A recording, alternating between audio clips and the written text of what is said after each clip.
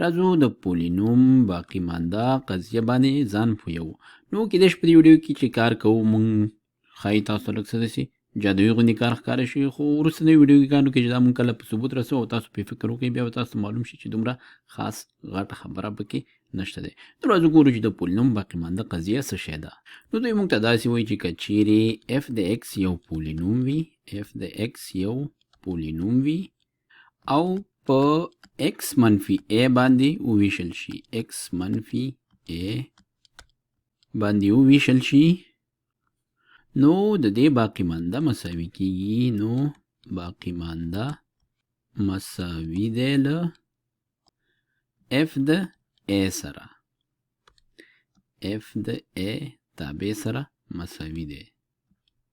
را به دې لپاره چې f د x او f د یو دې مسایلو نه لږ څه خبره خلاصه کړو، دې ته عددي مثال ورکوو. وایو چې f د x دا مساوي وي 3x مربع منفي 4x مثبت 7 او د a قیمت دې کې فرضو چې یو وي، نو دا به مونږ ویشو په څه باندې؟ دا به مونږ ویشو په x منفي یو باندې. نو ګورو چې دا مساوي کیږي له څه سره.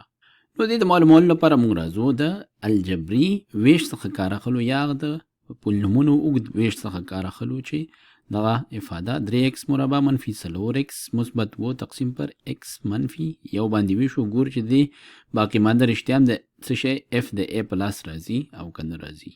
نو به لیکو چې 3x مربع منفي 4x مثبت 7 او دا تقسیم پر څو باندې؟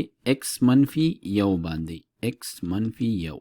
نو لوړ توان نه به پیل وکړو. 3x مربع چې په x ویشو 3x رسیږي، دا به شي 3x مربع او منفي 3x. دا به دې سره علامې بدلې شي، دا به منفي شي، دا به مثبت شي، دا به ختم شي او دلته ځواب پاتې کیږي. سو 4x نه چې 3x لاړ شي، د دې علامه منفي ده، لوی عدد، نو منفي x بدلته ځواب پاتې شي. لیکو منفي x، منفي x. همدارنګه و لاندې چې نشته دی دا به ورته راښکته کړو، مثبت و به شي. اوس راځو یو ځل بیا منفي x چې په x وویشو ځواب منفي یو پاتې کیږي، دا به شي منفي x او مثبت یو. د دې علامې به بدلې شي، دا به مثبت شي او دا یو علامه به منفي شي، دا به له دې سره ختم شي. دلته ځواب پاتې کیږي څومره؟ وونه چې یو لاړ شي ځواب پاتې کیږي 6. نو دا 6 مونږ سره چې شو باقی مانده شو. څه معنا؟ معنا دا چې د دې توان چې دی د مجهول د مقسوم علیه څخه کوچنی دی. نو دلته مونږ سره x نشته او دلته x شته، دا نور په دې باندې نشو ویشلی، نو ځکه دا باقی پاتې کیږي. خو اوس راځو د پولینوم باقی مانده قضیه ګورو چې دی کې رښتیا ثابتېږي که نه، ځکه چې هغه مونږ ته وایي چې که چیرې f د x په x منفي a باندې ویشو نو باقی مانده باید مساوي وي له څه سره؟ f د a سره. د a قیمت دلته مونږ سره یو و، نو را به شو به لیکو چې f د یو دا ګورو چې دا مساوي کیږي له څه سره؟ که چیرې د باقی مانده قضیه سمه وي نو باید دا مساوي شي له څه سره؟ له 6 سره. راځو ګورو و به لیکو چې 3 په خپله x مربع په ځای چې x په ځای یو قیمت وضع کوم هغه یو راځي، بیا منفي 4 ضربې یو خپله 4 او بیا مثبت څو؟ مثبت 7. دا به مساوي کیږي له 100 سره.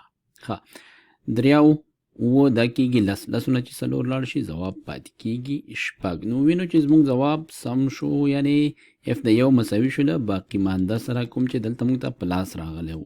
نو دلته موږ ولیدل چې د پولینوم قضیه باقی مانده قضیه دلته صدق کوي. خو د دې اصلي ګټه دا چې که چیرې موږ ته څوک داسې افاده راکړي او راته وایي چې دا په x منفي یو باندې وویشي، خو موږ ته یوازې باقی مانده په کار دی چې باقی مانده یې څو دی او نور څه په کار نه وي. نو باقی مانده د پیدا کولو لپاره موږ دا کار کوو چې دغه x منفي a کې د a قیمت راخلو، هغه د x په ځای وضع کوو دغه افاده کې، بیا چې کوم ځواب موږ ته په لاس راغی هماغه د دې باقی مانده دی. نو دا یې د دې ګټه ده.